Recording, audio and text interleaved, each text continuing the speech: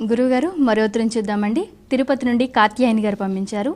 శ్రావణ మాసంలో ఆడపడుచులకు పుట్టింటి నుంచి పసుపు కుంకుమలు తప్పనిసరిగా అందాలా తెలియచేయండి అని అడుగుతున్నారు. ధర్మశాస్త్రంలో ఆచారములు, వ్రతాలు, ఆరాధనలు ఏవీ తప్పనిసరి కాదు. తప్పనిసరి ఏమిటి? ఎవరి కోసం చేస్తున్నావు? భగవంతుని కొబ్బరికాయ కొడితే ఆయన తింటాడా? చక్కెర పొంగలి చేశాం, పులిహోర చేశాం, దధ్యోదనం చేశాం, వడలు చేశాం, తింటున్నాడా? ఆయన ముందర పెట్టి ఎవరు తింటున్నారు? ఎవరికి లాభం? చక్కెర పొంగలి చేస్తే ఎవరికి లాభం? అందుకే ధర్మశాస్త్రం ఎంత విస్పష్టంగా చెప్పినదంటే, భగవంతునికి ఏవి నైవేద్యం చేయాలి అనో ప్రశ్న వస్తే నీకు ఏవి బాగా ఇష్టమో అవి చేయమన్నాడు. అంటే ఏమర్థం? తినేది నువ్వేరా, ఆయన కాదు. కానీ నేను చేశాను, ఇది నాది, నేను తినాలి అనే భావాన్ని తొలగించుకొని నీవు ఇచ్చావు, ఇదంతా నీ కోసము, ఇదంతా నీ దయ, నీ ప్రసాదమే అనే భావన కలగాలి. అహంకారం తొలగాలి అన్నమాటతో చెప్పారు. మన మనస్సులో ప్రేమ ఉంటే చేయాలి.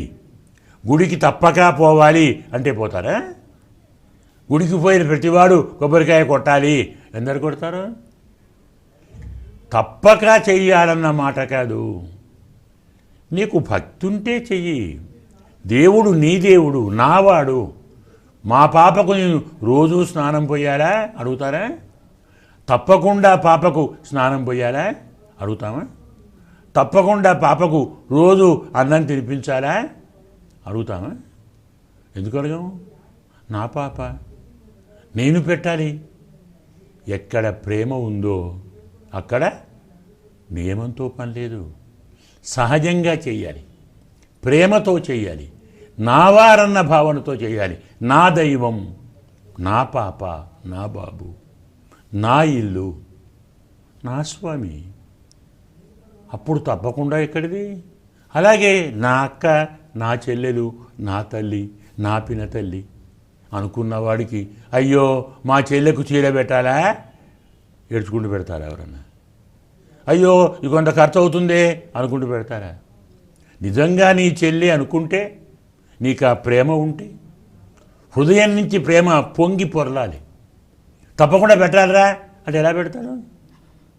ఇదో ఖర్చు, అయ్యో ఎంత బాధ వచ్చింది అనుకుంటూ పెట్టాలా? అలా పెడితే నీకు వారికి ఆనందమేనా? తప్పకుండా చెయ్యాలా అనే భావనతో దేన్ని చెయ్యకండి. నా చెల్లెలు, నా సోదరి, నా ఇంటి ఆడబడుచు, నా క్షేమాన్ని కోరే తల్లి. అప్పుడప్పుడు కాస్త కొడుకులు కొంచెం కోపంగా పోతారేమో, కానీ ఆడపిల్ల 4 తిట్టినా మా ఇల్లు బాగుండాలి, మా తల్లిగారిండు బాగుండాలి మనసారా కోరుకునే పిల్ల. ఆ ఆడపిల్లకు సంవత్సరానికి ఒక్కరోజు పెట్టడానికి కూడా తప్పకుండా పెట్టాలా అనుకుంటే మన సంప్రదాయపు విలువలు ఎక్కడికి పోతున్నాయి ఆలోచించాలి. అసలు న్యాయంగా పాత రోజుల్లో ప్రతి మాసము పూర్ణిమ నాడు ఆడపిల్లని పిలిచిపెట్టేవారు. పాత రోజుల్లో మా జ్ఞాపకం ఉంది. ప్రతి మాసం పూర్ణిమ, దగ్గరలో ఉంటే ప్రతి శుక్రవారం, కొంచెం దూరంలో ఉంటే 2 నెలలకోసారి, మరీ దూరంగా ఉంటే 3 నెలలకోసారి. ఇలా వసతులు తగ్గుతున్నా కొద్దీ, ప్రేమలు కాదు వసతులు తగ్గాయి, తగ్గుతున్నా కొద్దీ దాన్ని కనీసం ఏనాడు తీరినా తీరకున్నా ఒక్కసారి పెట్టండిరా శ్రావణ మాసంలో. ఎందుకు? ఆడపిల్ల అంటే మహాలక్ష్మి. ఇప్పుడు చెప్పుకున్నాం కదా, శ్రావణ మాసంలో మహాలక్ష్మి పూజిస్తాం. ఎక్కడుంది మహాలక్ష్మి? నీ ఇంటి ఆడపడితే నీ మహాలక్ష్మి. ఇంట్లో భార్య గృహలక్ష్మి, ఆడపడుచు మహాలక్ష్మి. మన ఆచారం, మన సంస్కారం అది. ఆడపిల్లను లక్ష్మీదేవిగా చూస్తాం మనం. తోడబుట్టు మహాలక్ష్మి, ఇంటి భార్య, అతని భార్య గృహలక్ష్మి, ఇలా మనం పిలుస్తాం. లక్ష్మిగా భావించి ఆరాధించడానికి తప్పనిసరా? ప్రశ్న లేదు. నా చెల్లెలు, నా సోదరి, నా అక్క, మా లక్ష్మి నా కోసం వస్తుంది అందుకే ఏం చెప్పారు, శ్రావణ మాసంలో ఆడపడుచుకు పిలిచి కట్నాలు కానుకలు పెట్టి, కొందరు పోస్తారు ఒడిబియ్యం కూడా లాంటివి పోసి సంతోషింపజేస్తే ఎప్పుడూ నీ ఇంట్లో లక్ష్మి కళకళలాడుతుందిరా అని చెప్తున్నారు. ఏమిటి ఉద్దేశం? నీ ఆడపిల్లను లక్ష్మిలా చూసుకోరా, నీకు క్షేమం వారికి క్షేమం. ఇది హృదయంతో చేసే పని. నియమాలు నిర్బంధాలు ఇక్కడ పనికిరావు. ప్రేమతో చెయ్యండి, నావారన్న భావనతో చేయండి.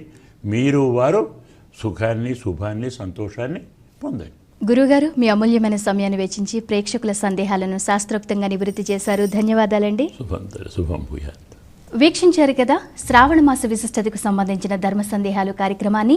మీకు కూడా ఏమైనా సందేహాలుంటే మాకు రాసి పంపించండి. మా చిరునామా ధర్మ సందేహాలు, కేర్ ఆఫ్ భక్తి TV, road number 92, Jubilee hills, Hyderabad 5,96,000. మా ఇమెయిల్ ఐడి bhaktihyd@gmail.com.